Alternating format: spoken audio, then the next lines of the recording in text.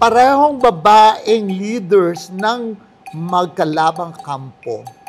Laging laman ng mga balita, pero para sa iyo, sino ang mas mabango?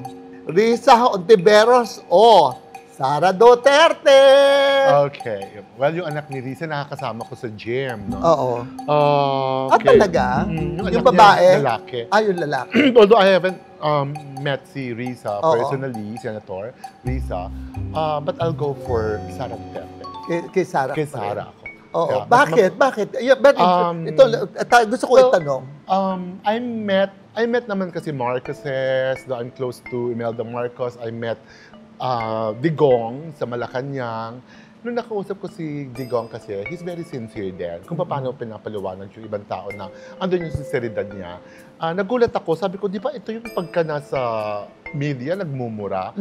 Sa Malacanang, nung kausap ko siya, talagang he was really there just for as the father of the Filipino people. Yung gano'n siya magsalita. Kaya natouch ako sa kanya nung gano'n. Saka nagdi-dinner pa nga siya, meron akong event na noon, nagpaalam ako na, Mr. President, pwede ho bang hindi ba kumakain pa kayo magpaalam na ako sa inyo?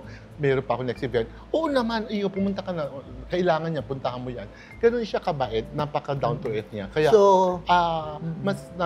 saka si Sara rin kasi. Kaya ginusto mo si Sara because of the father. Because of the father. Are you telling me that you're going to push her for the presidency? This coming I think. 2028? Yeah, I think kay Sara, if ever, yes. Yeah, para lang sa father niya. Sara, you have big vote. Nag-iisa ito ha, pero ang galamay nito, ito, alagaan mo na. No, pero I also close to the Marcoses. No? Very, especially kay Imelda Marcos. We usually have dinner pagka may merienda siya, nag-iimbita siya.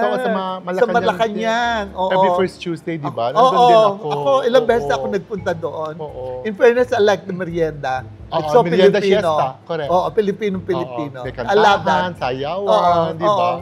Ayun. Kasi yun daw ang gusto ng lola mo eh. Correct. Ni Nana. So, ito na.